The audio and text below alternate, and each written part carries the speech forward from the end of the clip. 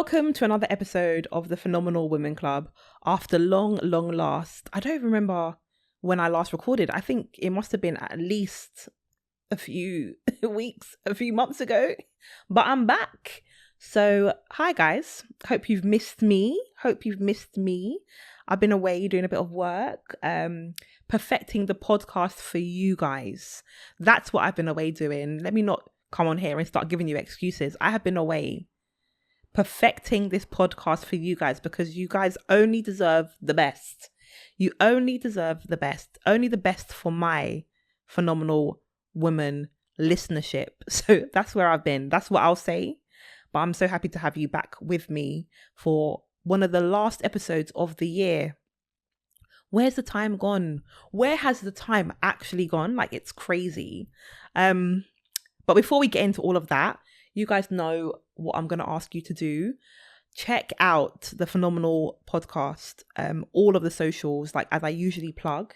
So at the PW Club on Instagram, at the PW Club on TikTok, the Phenomenal Women Club on YouTube. Follow me. Send it to all of your people. The way that the year is even ending, everyone's starting to wind down now. This is the podcast everyone should be listening to while they're chilling, going, shopping, doing a little Christmas shopping. Put the podcast on. Have it in your headphones. Share with your friends, with your family, with your colleagues. You know the usual, you know who you want to send this to. So send it to them. Okay. Follow, become part of the community. You guys already know what to do. But with that, let us jump into the penultimate episode of the year. Let's go.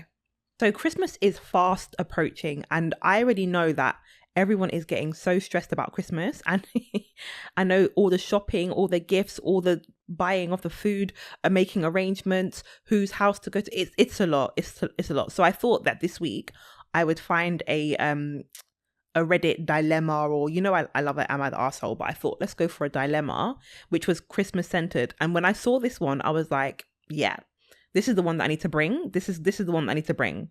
So let's jump into it. You lot already know that I try to have one of these in every episode. So why would I change it right at the end of the year?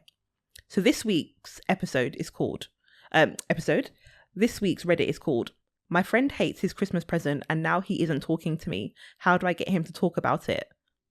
Can you even imagine that your friend lets you know that they hate the gifts that you bought? It's actually quite peak. And this is a new Reddit. Like, this only came out 15 days ago from when I'm recording today. So it's new. People are still kind of fighting in the comments. Like, it's a good time to go through this one. So let us jump on it. Let's see what is going on. So I shall begin. Since it's Christmas time, my friend group has decided to get everyone presents. Lovely. I'd, 18F, gotten everyone a present except this one friend, M18s. You lot already know that the numbers and letters throw me off, but so this person is an 18-year-old female, gotten everyone a present except this one friend who is an 18-year-old male. Cool. We've been friends for a while, so he knows how I react to people mocking me and that kind of thing. This is important for later. What kind of friend is that? A friend that you're even worried about buying a gift because they might mock you, but alas, here we are. Whenever I'd ask him for ideas on what to get, I'd be told I have no idea or I don't know what I want. So it was hard to find something that they would like since he wasn't communicating at all. After 2 weeks of searching the internet, I found a poster of his favorite character from an anime and I decided to get it. Okay, that's a thoughtful gift. Like, she's really tried to figure out his interests and what he likes and go with that, which is always a good thing to do. So what could the issue even be?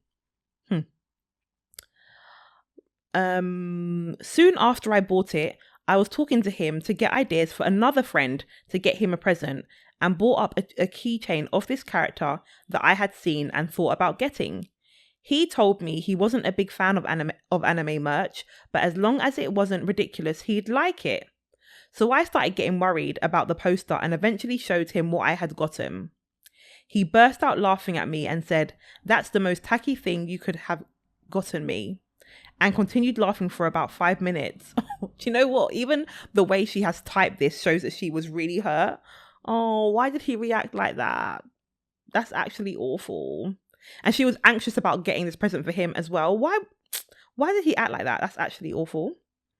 So he's laughing for about 5 minutes now. Okay, cool.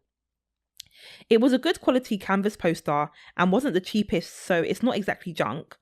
I got upset since I had taken a lot of time and effort trying to find something that he'd like without him being helpful at all. And he just laughed in my face. And it's that part, like the part she's upset about is that she has literally spent so much time. Firstly, she's asked him for his input. He hasn't been helpful. Then she's really spent time thinking about it because we know clearly he's quite a tricky character. Only then for her to tell him like, okay, I got you this, and for him to laugh in her face for 5 minutes. And this feels like humiliating. I get why she's upset. I ended up crying and I had to leave the call because he couldn't compose himself and it was making me more upset. This is tragic. I would be upset, but I would be fuming. Like, she's gone the crying route. I would be absolutely fuming. If he had just told me in the first place he found anime merch tacky, I wouldn't have bought it for him and we could have avoided the situation, but he offered no help or advice on what to get him at all, so I had no idea of knowing, which is so frustrating, despite the fact that I had asked at least 4 to 5 times in those 2 weeks. I have tried to talk about it since then and he has been ignoring me ever since, so I don't know what to do. I'm trying to get a refund on the poster since it hasn't been shipped yet, but it's from Etsy, so I'm not sure on their refunds. Is it worth trying to get him another present? How can I talk to him about this? First of all, stand up. Stand up, love. What's going on? So the boy has laughed in your face. Clearly, he doesn't respect you enough to even have this conversation. He's finding this whole thing hilarious, and now you're scrambling to get him another present. Call up Etsy, call up the seller, and send it back and get your money back and shut this down. This is ridiculous. And I see how the friendship is going here, because clearly he's somebody who's difficult and she's somebody who's a pleaser. That's the dynamic of this friendship. And let me just tell you, babe, this is not a good way for this to go. This is not going to work out well for you. Cut your losses, send the presents back, and let him continue ignoring you about that. And move on. And so when it comes to you guys exchanging your presents, he can be the one that hasn't got a present from you, and that's it. And when people are like, oh, like, why have you not got, you explain to them that you bought him a really nice, thoughtful gift, and he laughed in your face for 5 minutes and made you cry. So you sent it back, and you haven't spoken to him since. Despite you trying to call him, he's been ignoring you. That's what you say to them. That's what you say. He is absolutely he does not sound like a nice friend at all. Like, it really upsets me when there are like really nice people trying to maintain friendships and relationships with people who are not nice. It really upsets me because the dynamic is not healthy at all. Even just the way that she has written this Reddit. This is a new Reddit. I said it's only like 15 days old, but even the way that she's written this Reddit, you can tell she's really hurt. She's really hurt about it. And this guy's not even answering her calls to talk about it. No, babe, don't you dare get him another gift. So I'm just looking at the comments now. Obviously, the comments are rolling in thick and fast. But new comments cannot be posted. So clearly they've locked some of the... Okay. But the first comment made like literally 15 days ago, like at the same time, is he's not a good friend. You don't owe him a present. Brilliant advice. Perfect. The comment goes on to say, if I were you, I'd leave reaching out to talk in his hands. He owes you an apology. Even if he wasn't a fan of what you got him, he needs to learn to be tactful and kind. Perfect advice from Fortress of Trees 15 days ago. And the writer of the post actually says, thanks for the advice. It's strange because most of the time he's fun to be around and is really chill. This is kind of out of character for him. I'll definitely be taking a step back. I just have no idea why he's acting like that. Do you know what? It's not for you to figure out. It is not for you to figure out. The next comment is, don't be friends with mean people who don't care about your feelings. This comment section is a vibe. Like, I think they get it completely. They get it completely. I can't see if there's a vote. There's not a vote on this one, like whether he's an arsehole or whatever, but I mean, he is an arsehole. That's my own vote about this whole thing. But the vibe, no, the comment section, they catch the vibe. Like, they're literally saying what I'm saying. Somebody else says, your present didn't make him mad at you. It just revealed to you what a scumbag he is and that he probably never liked you. Oh, that's a bit rough. That's a bit rough, but she needs to hear it. She needs to hear it. And the last comment is, get better friends. He's horrible. I mean, it's very clear. The jury is not out on this one. Like, they definitely understand that he is not vibes. He is not vibes at all. Go and get your... what I'm hoping is that Etsy refunds you. That's what I would like to know. I would want to make sure that Etsy is going to refund you, or even give the poster to the other friend. It sounds like maybe they've got a group where people like anime, like they're into that kind of like alternate, stuff, like interest. Cute. We love that. Very demure, very cutesy. Give it to somebody else if you can't get the refund, because it sounds like she's a gift giver, which is also why she's hurt so much by this. Give the gift to somebody who will appreciate it and move on. He sounds weird. So this week's Phenomenal Women Unfiltered, every week, like, I have a section about maybe something that's been controversial, something that's been a bit challenging that's happened this week. And I struggled this week to figure out what to talk about, because this week the girls were fighting. They were on Twitter. They were fighting. The girls were fighting on Twitter. But I said, no, I'm not going to jump into that. I don't have time to be reading days and days, reams and reams of Twitter threads about somebody who cheated on somebody, who then had a baby with somebody, who was then homeless with the baby. I'm not getting into any of that, but if you know, you know. This week, the Phenomenal Women Unfiltered is focusing on Cynthia Erivo, right? Who she is in Wicked. So we know that Wicked has just come out at the time that you're reading this, that you're listening to this. Wicked has just come out. Can I also just say, the promo for Wicked has been top notch, brilliant. Absolutely brilliant. I thought that the best promo for a movie I'd ever seen was Barbie, but I think Wicked have actually done the thing. And Cynthia, I haven't seen the film yet, but apparently is so good in that film. And we know that Ariana Grande's in it as well. It's a big cast. We already know. But I was excited. I was like, this is brilliant. The promo has been brilliant. It's got all the people, the cast looks sick. I've heard from friends the movie is fantastic. And even people that had seen the play were like, yeah, the movie's just as good. And so, because that's a risk, isn't it, when you are gonna create a play, a movie that's a really popular play. So I'm like, this is great. They had the red carpet, had the premiere in London. Looked amazing. I was very, very... I actually know somebody who got invited, and he didn't know what he was going to wear. People were excited about this premiere, as they should, because the film, from what I've heard, is fantastic. Cool. So a few days later now, I go and I see that obviously the premiere's happened and the premiere's being reported upon in the press. So I'm like, okay, cool. And then here's where the controversy is. Certain newspapers chose, and you lot already know where I'm going to go with this. They chose to, even though there are two main characters in this film, somehow Cynthia was not on the pictures on the newspapers. They're not posting Cynthia, they're posting Ariana. Why? What is that about? How can you have a movie where there are two main characters and you are only choosing to post one? It's so bang out of order.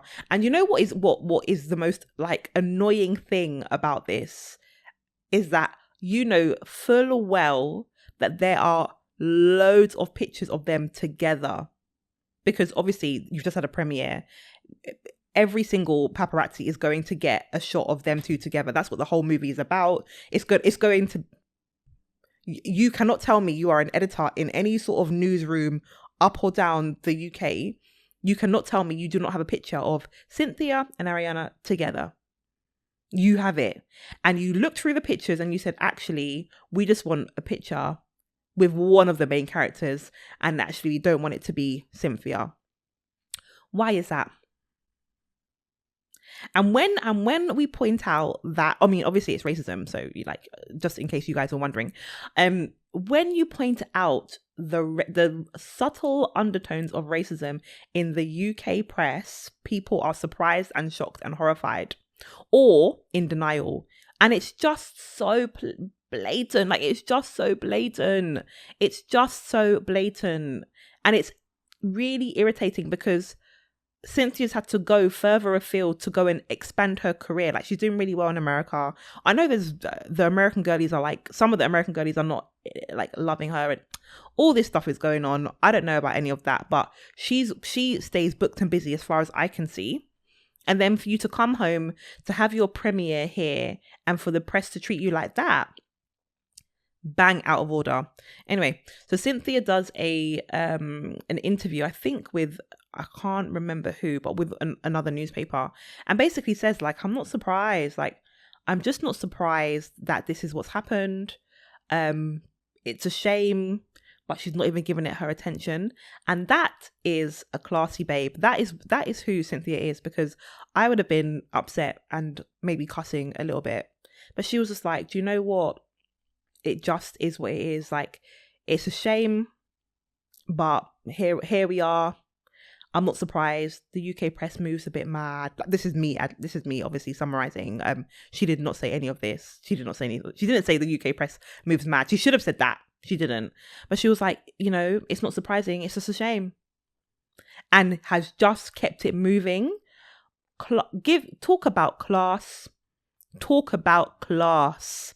The UK press does not deserve her. Shout out to Cynthia.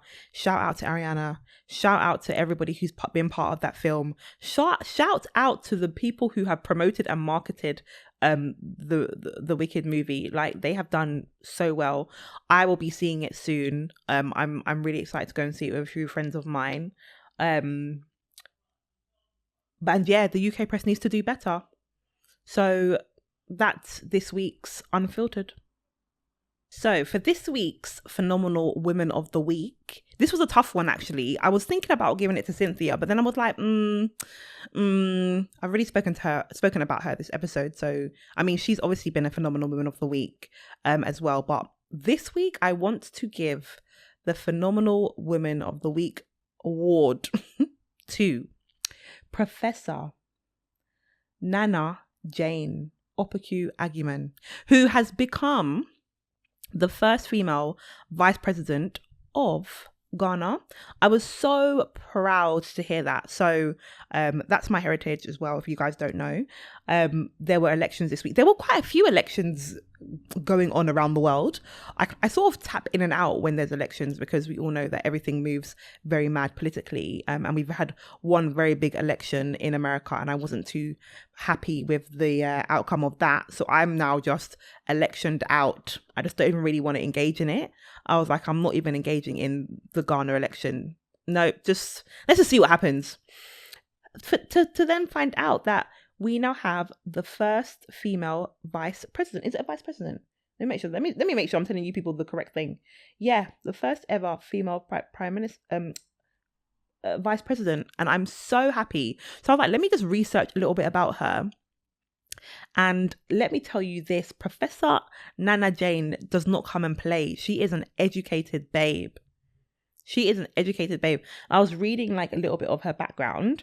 And I love that she also went to the University of the West Indies. So sick. But she has just been out here. She's got a degree from the University of Cape Coast, followed by a master's and a PhD in English literature from York University in Canada. She's just been out here just getting accolade after accolade after accolade. And, you know, we would expect nothing less. Obviously, you know, us Ghanaian babes are very learned. And she is a vice president now. So you don't get that just, you know, by not excelling. She just excels clearly in education. It's so amazing.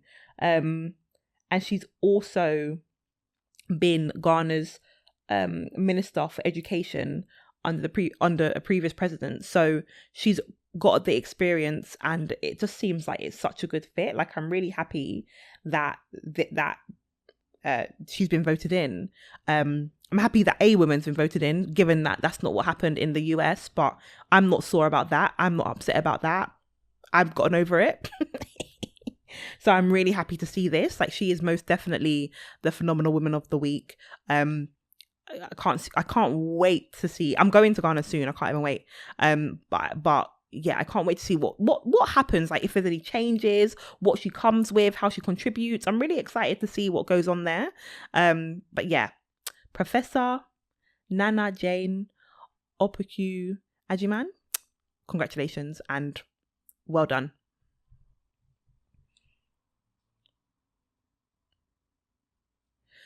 So for this week's Phenomenal Woman Toolbox, you know, every week, like every episode, I like to come and give you guys some resources that you can take away, you know, with you on your journey to heal, on your journey to become a better version of you. And it's the end of the year, so we are obviously all thinking, well, I would think most of us are thinking about what we can do to improve maybe our situations, learn more, you know, widen our experiences, all of that good stuff. Cool. In fact, my next episode is going to be like New Year kind of episode, so I'll leave a lot of that stuff over there. But I love to give you guys a little takeaway every episode. You know that already. This week, what I would like you to put in your Phenomenal Woman Toolbox is a podcast. The podcast called To My Sisters. I love this podcast. I love it so much. It's actually one of my like favorites, and they are just so. They've also got a book called To My Sisters as well. I wanted to make sure that I put that down. But Courtney and Renee are just out here being consistent. I love their branding. I love the fact that they just have it on lock. The community is on lock. I think they're going to Ghana as well, where you can like meet up with them. They've launched their book. They've just done so much, and the whole vibe of their podcast, maybe similar to the Phenomenal Woman Club, is about the unity of women. I love it for them. I love it for me. I love it for us. So I wanted to shout them out this week, and I would love for you guys to just interact with their pod. They're doing incredibly well. I don't know. This is not to say they're not. They've gone clear. They're doing incredibly well, but it's just, maybe you haven't heard of them, or maybe you're looking at another podcast to listen to. I would say check them out. And we want to end the year on like a positive vibe. That's definitely what I think we want to be trying to do. And if there's one thing that they do, that Courtney and Renee do, is that they come with the positives. So check them out. I think their last episode that's just come out as I'm recording this is about self-confidence and self-esteem. Go and check them out. Add them to your toolbox. They are necessary. They're a necessary part of like your listening week. If you are a big podcast fan, do that and thank me later. Well, that is it for this week's episode. Literally just came out of nowhere, came and brought you a sharp, snappy episode after not being around for a little while, but you know, I just needed to grace you guys with my presence. But I will be back with an end of year episode, so make sure that you share this episode with your people, your friends, your colleagues, your family. Make sure that you follow us on all of our socials. So on Instagram and on TikTok, it's at the PW Club, and on YouTube, the Phenomenal Woman Club. So check me out there. Let me know in the comments what you guys think about who I chose to be the Phenomenal Woman of the Week.